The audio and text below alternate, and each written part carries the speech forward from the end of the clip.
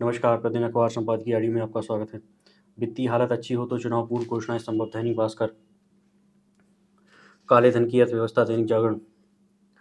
प्रभावी राष्ट्रीय नवाचार प्रणाली की ओर कदम बढ़ाना जरूरी, बिजनेस स्टैंडर्ड। मणिपुर की आग, जनसत्ता निजता पर जोखिम, मणिपुर की चिंता, हिंदुस्तान। फिर दिल्ली, अध्यादेश और अदालत। अब आर्टिकल विस्तार से। वित्तीय हालत अच्छी हो तो चुनाव पूर्व घोषणाएं संभव, दैनिक भास्कर। वैश्विक बाजार में तमाम कमोडिटी जिनसों के दाम कम हैं। देश में पेट्रोलियम की बेहतर स्थिति है। इसके साथ ही सब्सिडी कम करने की वजह से केंद्र सरकार को चालू वित्तीय वर्ष में कुल करीब 2 लाख करोड़ रुपए से ज़्यादा की बचत हो रही है। इसके दो लाभ हैं। पहला, राजकोषीय घाटा 6.4% से घटकर 5.9% हो सकता है, और दूसरा, आम चुनाव के ठीक पूर्व के कुछ महीनों में जनता को कई किस्म की आर्थिक मदद पैकेज की घोषणा भी बगैर किसी अतिरिक्त चिंता के की जा सकती।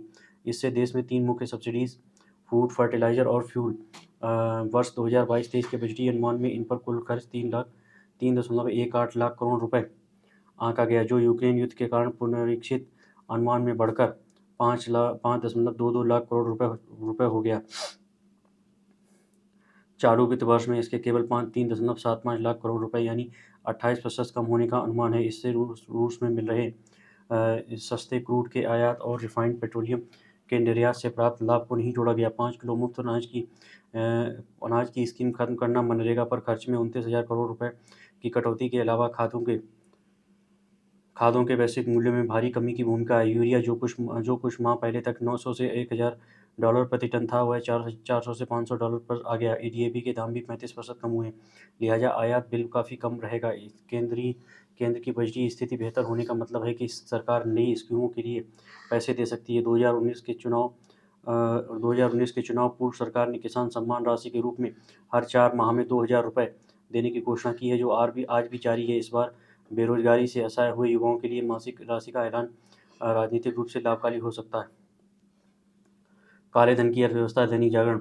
अंततः 2000 के नोटों को बदलने का काम शुरू हो गया है। भले ही रिजर्व बैंक ने इस संदर्भ में सभी बैंकों को निर्देश जारी किए हों, लेकिन ऐसा लगता है कि उन्हें लेकर वे असमंजस में हैं और इसलिए उनके तौर तरीकों में एकरूपता नहीं दिख रही है। हो सकता है कि आने वाले दिनों में इस समस्या का समाधान हो जाए कि 2000 के नोट बदलने और उन्हें जमा करने के मामले में किस तरह के नियमों का पालन होना है, लेकिन इतना ही पर्याप्त नहीं होगा। रिजर्व बैंक ने 2000 के नोट वापस लेने की घोषणा करते हुए कहा था कि वे वैध बने रहेंगे। प्रश्न यह है कि कब तक। रिजर्व बैंक ने यह भी सूचित किया है कि नोट बदलने की समय सीमा यानी 30 सितंबर के बाद आगे आवश्यक निर्णय लिए जाएंगे। तब तक क्या उक्त प्रश्न अनुत्तरित रहेगा? जो भी हो, उल्लेखनीय है कि पहले दिन बैंक के नोट बदलवाने या जमा कराने के लिए ज़्यादा भीड़ नहीं दिखी। इसका यह अर्थ है कि आम लोगों के पास 2000 के अधिक नोट नहीं है? लगता तो ऐसा ही है कि, लेकिन इसी के साथ इसकी भी अनदेखी नहीं की जा सकती कि सोने के दाम में उछाल आ गया है। इसके अतिरिक्त आभूषणों की खरीद में भी तेज़ी देखी जा रही है और डॉलर की खरीद में भी। इससे नोटबंदी के बाद के दिनों की याद ताज़ा हो रही है। तब 500 और 1000 के नोटों को बैंकों में जमा कराने के साथ आभूषणों और ज़मीन जायदाद की खरीद में खपाया गया था। इसके चलते ही नोटबंदी के वांछित परिणाम नहीं मिल सके थे। आशा की जाती है कि रिजर्व बैंक ने यह सुनिश्चित किया होगा कि 2000 के नोट वापस लेने के उसके फैसले के पीछे जो उद्देश्य तय किए गए वे पूरे होंगे। चूंकि 2000 के नोट कुल करेंसी के 10% के ही करीब है, इसलिए उन्हें वापस लेने के फैसले का अर्थव्यवस्था पर सीमित प्रभाव होगा। इसके बाद भी रिजर्व बैंक को उन तत्वों को सफल नहीं होने देना चाहिए जो 2000 के नोटों को मनचाहे तरीके से खपाने में लगे हुए। इससे यही पता चलता है कि 2000 के नोट काले धन का जरिया बना लिए गए थे। शायद इसी कारण कई वर्ष पहले उनकी छपाई बंद कर दी गई थी। आम लोगों के बीच उनका प्रचलन भी कम हो गया था, लेकिन यह नहीं कहा जा सकता कि काले धन वालों ने उसकी जमाखोरी नहीं की। यदि 2000 के नोट वापस लेने के फैसले के बाद भी काले धन वालों पर अंकुश नहीं लगता है, तो इससे यही साबित होगा कि यदि सरकार और रिजर्व बैंक डाल हैं तो वे पात अच्छा होगा काले धन की अर्थव्यवस्था पर अंकुश लगाने के नए उपाय खोजे जाएं। प्रभावी राष्ट्रीय नवाचार प्रणाली की तरफ कदम बढ़ाना जरूरी है, बिजनेस स्टैंडर्ड। नौशाद फोर्ब्स लेखक फोर्ब्स मार्शल के को चेयरमैन हैं और भारतीय उद्योग परिसंघ CII के पूर्व अध्यक्ष और centre for technology innovation and economic research के चेयरमैन हैं। लगभग 30 से भी अधिक समय पहले 3 अर्थशास्त्रियों, ब्रिटेन में क्रिस फ्रीमैन, स्वीडन में बेंटेक लुडवाल और अमेरिका में रिचर्ड नेल्सन ने राष्ट्रीय नवाचार प्रणाली, नेशनल इनोवेशन सिस्टम के बारे में सोचना शुरू किया था। ये तीनों अर्थशास्त्री अलग अलग देशों से और उन्होंने नवाचार को अंतर्राष्ट्रीय और तुलनात्मक नजरिए से देखा।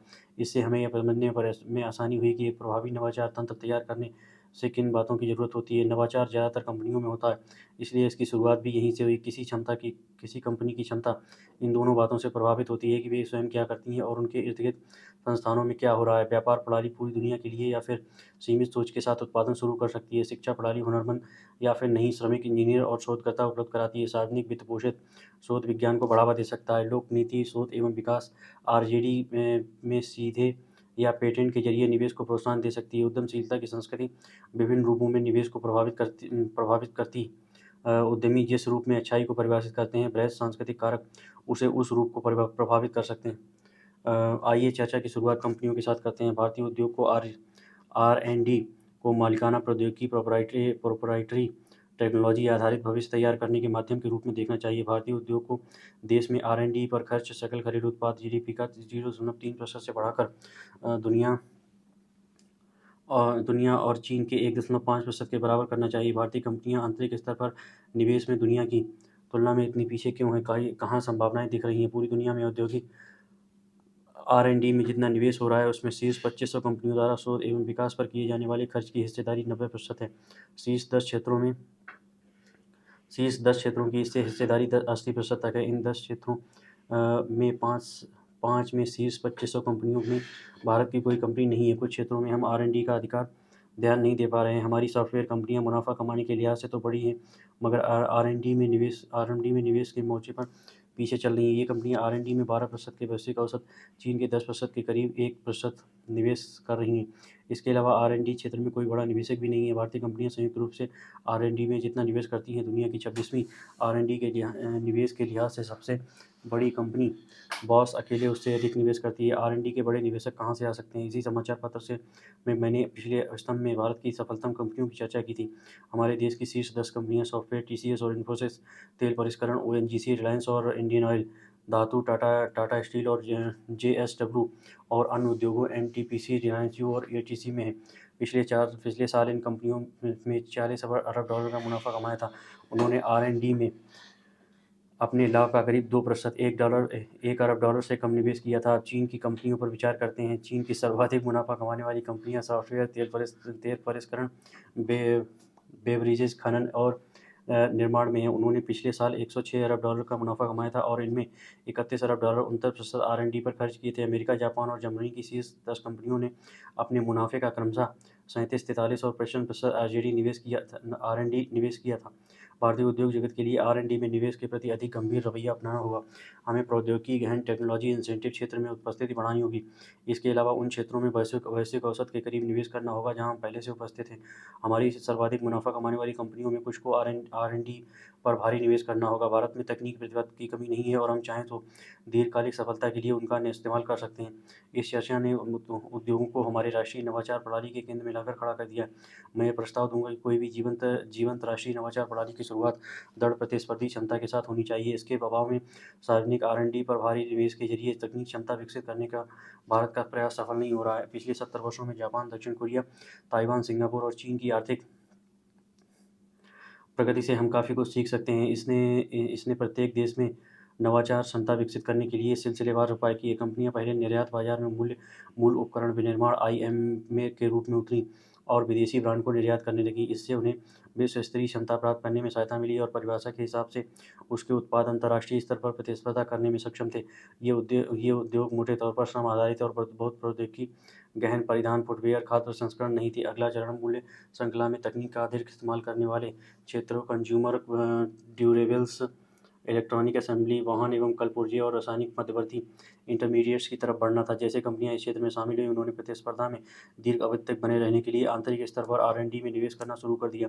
इसके बाद उच्च तकनीक क्षेत्रों, सेमीकंडक्टर, दवा, फार्मास्यूटिकल, कंप्यूटर में कदम बढ़ाने से आंतरिक स्तर पर आर.एंड.डी में निवेश बढ़ने लगा। औद्योगिक शोध एवं विकास में तेजी से अधिक आधुनिक शोध प्रतिभा की जरूरत बढ़ने लगी। ढांचे या सुगत घटना किसी भी लिहाज से सभी पाँच पूर्वी एशियाई देशों की सरकारों ने सार्वजनिक वित्त पोषित आर.एंड.डी में निवेश बढ़ाना शुरू कर दिया और इससे भी महत्वपूर्ण बात यह रही कि उन्होंने पश्चिमी देशों की तरह ही इस सार्वजनिक शोध को उच्च शैक्षणिक संस्थानों में स्थापित करना शुरू कर दिया। इसका प्रभाव यह हुआ कि सार्वजनिक शोध लाभदायक रहा। इसका कारण यह नहीं था कि वह स्वयं में इतना अधिक महत्व वाला था, बल्कि श्रेष्ठ शोधकर्ता शिक्षा प्रणाली में साथ-साथ प्रशिक्षित हो गए थे। ये शोधकर्ता स्थानीय कंपनियों में तेज़ी से बढ़ते आधुनिक आंतरिक R&D विभागों का प्रमुख हिस्सा बन गए। ये सिलसिला बढ़ता गया और प्रतिस्पर्धी उद्योग के बाद आधुनिक तकनीक पर पकड़ मजबूत होने लगी। कंपनियों में आंतरिक स्तर पर R&D में निवेश बढ़ने से सार्वजनिक शोध भी होने लगे। इन देशों के आर्थिक इतिहास के अध्ययन से मैं इसी निष्कर्ष पर पहुंच पाया हूँ। 1991 में आर्थिक उदारीकरण के बाद भारतीय उद्योग जगत पर प्रतिस्पर्धा करने का दबाव बढ़ा और देश नवाचार क्रम के पहले चरण में आ गया। इसके अगले चरण की शुरुआत बृहद अर्थ में नहीं हो पाएगी। जैसा कि हमने पहले देखा था, भारतीय उद्योग R&D पर GDP का महज 0.3% खर्च करने के साथ संतुष्ट रहा, जबकि वैश्विक औसत 1.5% रहा। हालांकि कुछ क्षेत्र जरूर आगे बढ़े। वैश्विक औद्योगिक R&D में जिन 10 प्रमुख तकनीकी आधारित क्षेत्रों का दबदबा है, उनमें भारत की कंपनियां औषधि एवं वाहन क्षेत्रों में कुछ हद तक मौजूद रही हैं। सर्वाधिक मुनाफा कमाने वाली हमारी कंपनियां में दवा क्षेत्र की भले ही उपस्थिति नहीं रही, पर मगर यह हमारे शीर्ष 50 R&D निवेशकों की सूची में शामिल है। R&D पर खर्च करने वाली 100 कंपनियों में से 41 कंपनियों के साथ साथ दवा क्षेत्र की भारतीय औद्योगिक R&D पर खर्च में 34% हिस्सेदारी है। इस क्षेत्र में बिक्री का 10% के स्तर पर R&D की गति विश्व के 16% की तुलना में कम है, मगर यह अनुपात अन्य दूसरे क्षेत्र की तुलना में शानदार है। दवा क्षेत्र में एक विश्व स्तरीय नवाचार उद्योग लगाने की हमारे लिए सर्वश्रेष्ठ अवसर है। हमें यह करने के लिए क्या करना होगा? उद्योग जगत को अनिवार्य रूप से क्या करना चाहिए? नवाचार को समर्थन देने के लिए बृहद नवाचार तंत्र, सार्वजनिक स्वास्थ्य, R&D, गहन और नियामकीय प्रणाली को क्या किया जाना चाहिए? इन बातों की चर्चा इस आलेख के दूसरे हिस्से में होगी। मणिपुर की आग जनसत्ता। मणिपुर में एक बार फिर हिंसा भड़क उठी है। फिर से वहां पर सेना को तैनात करना पड़ा। 5 दिनों के लिए इंटरनेट सेवाएं बंद करनी पड़ी। करीब एक पखवाड़ा पहले जब हिंसा भड़की थी, तब अनेक घरों में आग लगा दी गई। कई लोग मारे गए थे। तब करीब 10,000 लोगों को हिंसाग्रस्त इलाके से बाहर निकलना पड़ा था। उस वक्त सरकार ने उपद्रवियों को देखते ही गोली मारने का आदेश दे दिया था। उसके बाद करीब 10 दिनों तक कोई उपद्रव नहीं हुआ था, मगर सोमवार को एक बार फिर से इम्फाल इलाके में हिंसा भड़क उठी थी। बताया जा रहा था कि वहां मैतेई समुदाय के लोगों को जबरन दुकानें बंद कराई जाने लगी थी, जिसे लेकर हिंसा बढ़ गई। इस बार गनीमत है कि किसी के हताहत होने की खबर नहीं है, मगर कुछ घरों को इस बार भी आग के हवाले कर दिया गया। ऐसे में सवाल है कि मणिपुर में यह आग कब तक शांत होगी? विवाद दरअसल यहाँ के उच्च न्यायालय के इस आदेश पर शुरू हुआ कि उसने राज्य सरकार को मैतेई समुदाय को अनुसूचित जनजाति का दर्जा देने की 10 साल पुरानी मांग पर विचार करने को कहा। इससे वहाँ के मान्यता प्राप्त जनजातीय समुदायों में ऐसी आशंका पैदा हुई कि सरकार मैतेई समुदाय को जनजाति का दर्जा दे सकती है और वे उनके संरक्षित भूभाग पर कब्जा करना शुरू कर सकते हैं। मणिपुर में मुख्य रूप से 3 समुदाय के लोग रहते हैं। उनमें से नागा और कुकी मान्यता प्राप्त जनजातीय समुदाय हैं और उनका वहाँ के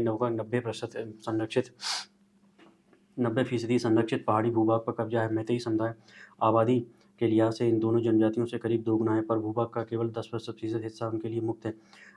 इस तरह वे मुख्य रूप से इम्फाल इलाके तक सीमित हैं। अगर मैतेई समुदाय हर दृष्टि से प्रभावशाली है, राजनीति में इसी समुदाय के विधायक अधिक हैं, 60 में से 40।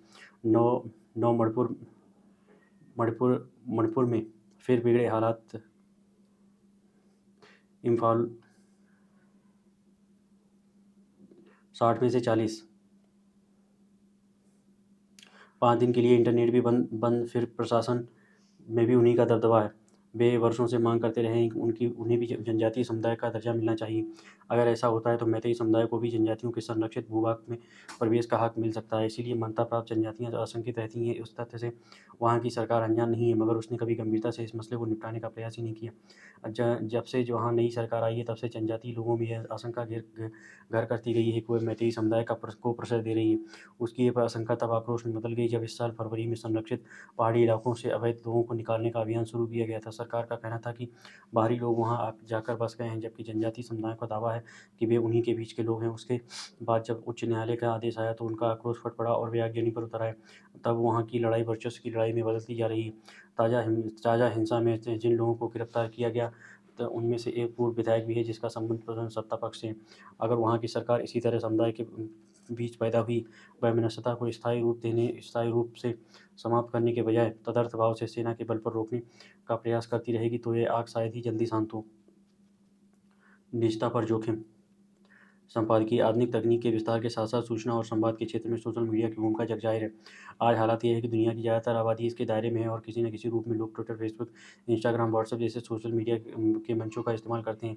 लेकिन इसका दूसरा पहलू ये भी है कि फेसबुक और अन्य सोशल मीडिया मंचों पर बेखौफ होकर वक़्त गुज़ारने वाले लोगों की निजता बुरी तरह प्रभावित हो रही है और इन मंचों के संचालक ऐसी लापरवाहियों के खिलाफ कार्रवाई के बावजूद खुद में सुधार को लेकर गंभीर नहीं है। ताज़ा मामला सोशल मीडिया के मंच फेसबुक और व्हाट्सएप का परिचालन करने वाली कंपनी मेटा से जुड़ा है, जिसमें उस पर निजता के नियमों के उल्लंघन का आरोप है। आरोपी संघ ने इस आरोप की पूरी पड़ताल के बाद मेटा को दोषी पाया और इस मामले में उस पर $1.3 अरब का जुर्माना लगाया। साथ ही यूरोपीय संघ ने उपयोगकर्ताओं को संबंधित किसी जानकारी को अमेरिका भेजे जाने पर भी रोक लगा दी। दरअसल फेसबुक पर ऐसे आरोप लगाए गए थे कि वह उपयोगकर्ताओं की निजी जानकारी या डेटा एंग्लो-अमेरिकी खुफिया एजेंसियों के साथ साझा करती है और इसी की मदद से बड़े पैमाने पर लोगों की निगरानी की जाती है। लगभग 5 साल पहले यूरोपीय संघ में निजता के उल्लंघन से संबंधित सख्त कानून लागू होने के बाद किसी सोशल मीडिया मंच पर लगाया गया यह सबसे बड़ा जुर्माना है। इस साल की शुरुआत में यूरोपीय संघ के डेटा से जुड़े नियमों का उल्लंघन करने की वजह से आयरलैंड ने मेटा पर 5.5 मिलियन यूरो का जुर्माना लगाया था। इससे पहले भी मेटा को निजता के नियमों का अनुपालन नहीं करने पर भारी जुर्माना देना पड़ा, लेकिन इस तरह की सख्त कार्रवाइयों के बावजूद आम लोगों की निजता को भंग करने वाली जानकारी को मनमाने तरीके से किसी और को बेचे जाने या भेजे जाने की प्रवृत्ति पर रोक नहीं लग पा रही है। समय-समय पर हो रही इस तरह की कार्रवाइयों से यह साफ है कि सोशल मीडिया पर अलग-अलग मंचों का परिचालन करने वाली कंपनियां अपने उपयोगकर्ताओं की निजता की न केवल सुरक्षा नहीं कर पा रही हैं, बल्कि अपनी मनमर्जी से और लोगों को जानकारी दिए बिना उनसे संबंधित संवेदनशील सूचनाएं किसी तीसरे पक्ष को भेज देती हैं या किसी परोक्ष समझौते के तहत बेचती हैं। इस तरह का तालमेल सिर्फ कारोबारी मुनाफा कमाना भी हो सकता है और उसके पीछे व्यापक पैमाने पर लोगों की निजता पर निगरानी करने की मंशा भी संभव है। ये सब जानते हैं कि लोगों के आम व्यवहार में इंटरनेट के शामिल होने का दायरा जैसे-जैसे बढ़ रहा है, वैसे-वैसे साइबर दुनिया में कई तरह के खतरे भी बढ़ रहे हैं। लेकिन आधुनिकी तकनीक के विकास के इस चरम दौर में भी निजता और अन्य इंटरनेट उपयोग को लेकर जोखिम भी लगातार बढ़ते जा रहे हैं। कायदे से सोशल मीडिया के मंचों का संचालन करने वाले समूहों को लेकर इस तरह के अन्य संस्थानों की जिम्मेदारी थी कि वे आम लोगों की संवेदनशील जानकारियों की सुरक्षा के पुख्ता इंतजाम करें, मगर इसके बजाय वे खुद ही निजता के उल्लंघन में संकोच नहीं कर रही हैं और ऐसे करने को सही भी ठहराती हैं। सवाल यह है कि क्या मेटा या सोशल मीडिया या अन्य मंचों का संचालन करने वाली कंपनियां उपयोगकर्ताओं से संबंधित निजी जानकारियों को किसी तीसरे पक्ष को बेचना या भेजना ही अपने मुनाफे का जरिया मानती हैं या फिर क्या वे आम लोगों की निजता पर निगरानी के किसी व्यापक तंत्र का हिस्सा हैं। मणिपुर की चिंता हिंदुस्तान मणिपुर की राजधानी इम्फाल में सोमवार को भड़की हिंसा और आगजनी के बाद कर्फ्यू लगाने, इंटरनेट सेवाएं रद्द करने और सेना बुलाने की राज्य सरकार की व्यवस्था समझी जा सकती है। निस्संदेह यह दुखद स्थिति है, पर उपद्रवियों को काबू में करने का यह आखिरी रास्ता है जिस पर कोई भी सरकार मजबूरी में ही कदम बढ़ाती है। पिछले कई हफ्तों से पूर्वोत्तर का यह सूबा अशांत है और वहाँ बड़ी संख्या में मैतेई व कुकी समुदाय के लोगों को हिंसा की वजह से अपने ही प्रदेश में दर-बदर होना पड़ा है। अनगिनत घरों, उपासना स्थलों के राख होने और करीब 70 लोगों की मृत्यु के ब्यौरे हालात की गंभीरता बताने के लिए काफ़ी हैं। विडंबना यह है कि इस सूरत-ए-हाल में जिन लोगों की यह अपेक्षा की जाती है कि वे सामाजिक वैमनस्य या सामुदायिक खटास को मिटाने की कोशिश करेंगे, वही आग में घी डालने की कार्रवाई कर रहे हैं। सोमवार को भड़की हिंसा के लिए एक पूर्व विधायक और उनके कुछ समर्थक की गिरफ्तारी इसकी तस्दीक करती है। आरोप है कि पूर्व विधायक और उसके समर्थकों ने हथियार के जोर पर समुदाय विशेष के लोगों को अपनी दुकान बंद करने को बाध्य किया, जिसके कारण इम्फाल में हिंसा नए सिरे से भड़क उठी है। यही नहीं, राज्य के कई सत्तारूढ़ विधायकों के सियासी सुर भी उकसाने वाले सुनाई पड़े हैं, जबकि उन्हें इस वक्त ऐसे किसी भी बयान या कदम से खास परहेज कर बरतना चाहिए जो राज्य और केंद्र सरकार की शांति स्थापना की कोशिशों को फलीता लगाते हैं। इस वक्त शांति मणिपुर की पहली आवश्यकता थी। इसके दो बड़े जातीय समुदायों के दिलों में एक दूसरे के लिए जो कटुता पैदा हुई है, उसे पाटने की हर मुमकिन कोशिश की जानी चाहिए। यह अफसोसजनक है कि जब केंद्र सरकार की राजनीतिक आर्थिक सक्रियता से पूर्वोत्तर में स्थायी शांति की उम्मीदें जगने लगी थीं और लगने लगा था कि देश की मुख्यधारा से उसका जुड़ाव बढ़ रहा है, तब हिंसा के इस सिलसिले ने नई आशंकाओं और शक-शुबहे को जन्म दे दिया। मणिपुर की स्थिति पर इसलिए भी विशेष ध्यान देने की ज़रूरत है कि पूर्वोत्तर के राज्यों का समूचा ताना-बाना एक दूसरे से जुड़ा हुआ है और इन राज्यों में कई जातीय समूहों के बीच के बीच हितों के टकराव का एक लंबा इतिहास है। ऐसे में यदि मणिपुर के हालात लंबे समय तक तनावपूर्ण बने रहे तो इसकी जांच अन्य सूबों तक पहुंच सकती है। यदि इसलिए केंद्र और राज्य सरकारों को विश्वास बहाली के लिए स्थानीय नेताओं को भरोसे में लेना चाहिए। इसमें उपद्रवग्रस्त पंजाब जम्मू कश्मीर में यह देखा है कि ऊपर से थोपी गई राजनीति के बजाय स्थानीय कोशिशें ज़्यादा प्रभावी साबित हुई। पूर्वोत्तर में केंद्र सरकार ने पिछले 9 महीने में जितनी योजनाएं शुरू की थी उन्हें पूरा करने के लिए वहाँ शांति की दरकार है। फिर पूर्वोत्तर की सरकारों को यह नहीं भूलना चाहिए कि वे जिस सशस्त्र सेना बल कानून शक्तियाँ को हटाने के मंसूबे बांध रही हैं, ये तभी मुमकिन होगा जब वहाँ स्थायी शांति की कोई सूरत नज़र आएगी। वैसे भी सरहदी इलाका होने के कारण देश की सुरक्षा के लिहाज से इनमें कोई प्रांत संवेदनशील है। इसलिए मणिपुर में जल्द शांति बहाल हो और लोगों की जिंदगी पटरी पर लौटे, इसके लिए बीरेंद्र सिंह सरकार को उपद्रवियों के खिलाफ सख्ती के साथ साथ पीड़ितों के जख्म पर मरहम लगाना होगा। फिर दिल्ली अध्यादेश और अदालत। वृंदा भंडारी। बीते शुक्रवार को की देर शाम राष्ट्रपति ने राष्ट्रीय राजधानी क्षेत्र दिल्ली संशोधन अध्यादेश 2023 जारी किया, जिसमें सेवाओं पर दिल्ली सरकार की शक्तियां छीन ली। उनके बजाय केंद्र सरकार द्वारा नियुक्त उपराज्यपाल एलजी को दिल्ली सरकार के नौकरशाह के स्थानांतरण व पोस्टिंग से जुड़े मसलों पर अंतिम फैसला लेने का अधिकार दे दिया गया। नए अध्यादेश में नौकरशाहों के ट्रांसफर पोस्टिंग से संबंधित मुद्दों पर फैसला लेने के लिए एक वैधानिक निकाय राष्ट्रीय राजधानी सिविल सेवा प्राधिकरण का गठन किया गया, जिसमें 3 सदस्य होंगे। दिल्ली के मुख्यमंत्री, यहाँ के मुख्य सचिव और प्रधान गृह सचिव। इसका अर्थ यह है कि निर्वाचित मुख्यमंत्री के फैसलों को 2 वरिष्ठ नौकरशाह, जो निश्चय ही जनता के चुने हुए प्रतिनिधि नहीं होंगे, वीटो या खारिज कर सकते हैं। यह अध्यादेश सुप्रीम कोर्ट की संविधान पीठ द्वारा 11 मई को सर्वसम्मति से पारित फैसले के मद्देनजर लाया गया है। इस फैसले में शीर्ष अदालत ने उपराज्यपाल के बजाय लोकतांत्रिक रूप से चुनी गई स्थानीय सरकार को दिल्ली की सेवाओं पर नियंत्रण का अधिकार दिया था। 5 सदस्यीय संविधान पीठ ने माना था कि भूमि, पुलिस और पब्लिक ऑर्डर को छोड़कर जनता द्वारा निर्वाचित दिल्ली सरकार के पास ही नौकरशाहों के स्थानांतरण और पोस्टिंग के मुद्दे पर अंतिम, विधायी और समान विस्तार वाली कार्यकारी शक्ति होनी चाहिए। अदालत के फैसले के पीछे यह तर्क यह था कि चूंकि सिविल सेवक सरकारी नीतियों के क्रियान्वयन में निर्णायक भूमिका निभाते हैं, इसलिए निर्वाचित सरकार इतनी सक्षम होनी चाहिए कि वह अपनी सेवाओं में तैनात नौकरशाहों को नियंत्रित कर सके और उनकी जिम्मेदारी तय कर सके। जाहिर है, ताज़ा अध्यादेश से प्रक्रियात्मक औचित्य और बुनियादी मुद्दों से जुड़े तमाम तरह के सवाल पैदा हो रहे हैं। समानता अध्यादेश को संविधान के अनुच्छेद 123 के तहत तब जारी किया जाता है जब संसद के दोनों सदनों को सत्र न चल रहा हो और जब राष्ट्रपति को लगता है कि ऐसी परिस्थितियां पैदा हो गई हैं जिसके लिए तत्काल कदम उठाने की आवश्यकता है। इस प्रकार अनुच्छेद 123 बनाने के पीछे अति आवश्यकता की भावना रही है। सुप्रीम कोर्ट ने साल 2017 में कृष्ण कुमार सिंह बनाम बिहार सरकार के मामले में एक महत्वपूर्ण निर्णय दिया था, जिसका उल्लेख यहाँ उचित होगा। उससे फैसले में कहा गया था कि अध्यादेश जारी करने की शक्ति राष्ट्रपति को इसलिए दी गई है ताकि जब